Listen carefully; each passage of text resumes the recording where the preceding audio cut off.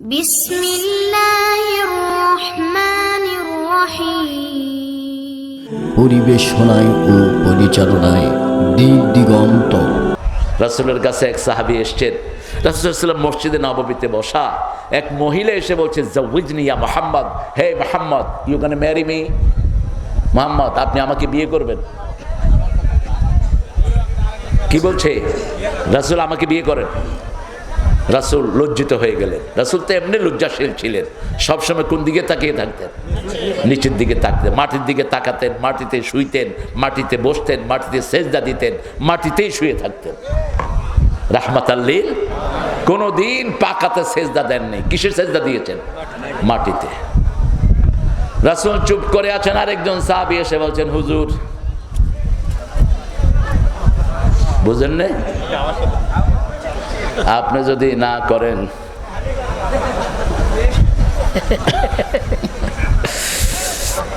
রাসূল বললেন, মোহরানা আছে নাকি? কি দিয়ে বিয়ে করবা? উত্তরবঙ্গে অবশ্য যৌতুক ভালোই খায় মোটামুটি, বগুড়াতে কমছে আর কি, বগুড়াতে কমছে না আগের থেকে। হ্যাঁ, যেগুলো যৌতুক খায় এগুলো হলো বউয়ের মাপ না করলে আল্লাহ তারে মাফ, আর আমলনামায় শুধু জিনা উঠবে। জিনা কি উঠবে? জিনা উঠবে। খবরদার, যৌতুক খাবা, মুসলমানদের সাথে হাসর হবে না, হাসর হবে মুশরিকদের সাথে।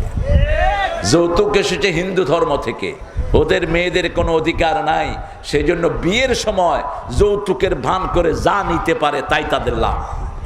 কিন্তু আমার ইসলাম বলেছে, না, আল যাকারু মিসলু হাজ্জিল উনসায়াইন, ছেলে পাবে 2 ভাগ, মেয়ে পাবে 1 ভাগ। এটা মৃত্যুর পরে যদি বন্টন হয়, আর পিতামাতা যদি জীবিত থাকে, নোমান ইবনে বশিরের বুখারীর হাদিস, ছেলেও 2 ভাগ, মেয়েও 2 ভাগ, সমান সমান। ছেলেও 2 ভাগ, মেয়েও 2 ভাগ। জীবদ্দশায় যদি পিতামাতা বন্টন করে, আর পিতামাতা মারা গেলে যদি সম্পদ বন্টন হয়, ছেলে কয় ভাগ? মেয়ে। কারণ খরচ বেশি হয় ছেলের না মেয়ের? ছেলের। এই যে আপনি ছেলের বাড়িতে, বাপের বাড়িতে বেড়াতে আসবেন যতবার, সব খরচ কার? ছেলের। ঈদের আগে আসলে তো জামাইরে পাঞ্জাবিও দেয়া লাগে, ঠিক তবে ঠিক। ভাগনা ভাগ্নিকে দিতে হয়, জন্য ছেলেরকে খরচ আল্লাহ বেশি দিয়েছেন।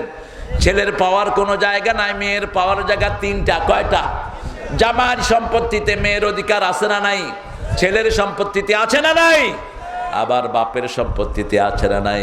কিন্তু তার কোনো খরচ নাই। কেন 3 বার পায় সে 3 জায়গা থেকে? কারণ 3 জায়গায় কষ্ট করে, পেটে ধারণ করে কে? মা। রক্ত প্রবাহিত হয় কার? 2 বছর দুধ পান করায় কে? এই কথাগুলো কোরআনে বলে দিলেন কে? এই জন্য মায়ের খেদমত কয় গুণ? কয় গুণ? 3 গুণ। ইমাম বুখারী আদাবুল মুফরাদের ভিতরে বলছেন 5 গুণ। কয় গুণ? 5 গুণ। তিনি আরো 2টা বাড়িয়েছেন। 2টা কি? 2টা হলো, এই সন্তানটা বড় হওয়া পর্যন্ত সবচেয়ে বেশি পরিশ্রম কে করে? মা করে। আবার এই সন্তান যখন রুগ্ন হয়, রাতে যখন সন্তানের ঘুম হয় না, সবার আগে জাগেন কে? মধুর আমার মায়ের হাসি চাঁদের মুখে ঝরে, মাকে মনে পড়ে আমার, মাকে মনে পড়ে। প্রদীপ হয়ে মোর শিয়রে, কে জেগে রয় দুঃখের ঘরে, সেই তো আমার মা, সেই তো আমার মা। বিশ্বভুবন মাঝে তাহার নেই কো তুলনা। ঠিক কিনা? মায়ের কোনো সাবস্টিটিউট নাই। এজন্য রাসূল বলছেন, কারো কলিজা যদি শক্ত হয়ে যায়, মায়ের কাছ থেকে আদর নাও, কলিজা নরম হয়ে যাবে।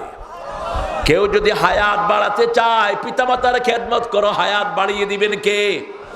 আল্লাহ বাড়িয়ে দিবেন। ব্যবসা বাণিজ্যে বরকত চাও, পিতামাতার খেদমত করো, বরকত বাড়িয়ে দিবেন কে? রাসূল সাল্লাল্লাহু আলাইহি ওয়াসাল্লাম বললেন, তোমার কাছে পয়সা আছে নাকি? কয়, হুজুর না, কোনো টাকা পয়সা নাই। তাহলে কেমনে মোহরানা দিবা? একটু পরেই রাসূল বললেন, তোমার কাছে সূরা কাউসার আছে নাকি? কয় আছে। সূরা নসরা আছে নাকি আছে, সূরা কাফিরুন আছে নাকি আছে, সূরা জিলজাল আছে নাকি? তুমি বিয়ে করো, এই চারটা সূরা যার কাছে থাকবে সে গরিব হতে পারে না। মোহরানা দিতেই হবে, যদিও লোহার আংটি হয়। কিসের আংটি? লোহার আংটি। মোহরানা ছাড়া বিবাহ হবে না। বহু সাহাবীর মোহর হয়েছে কোরআন শরীফের সূরা।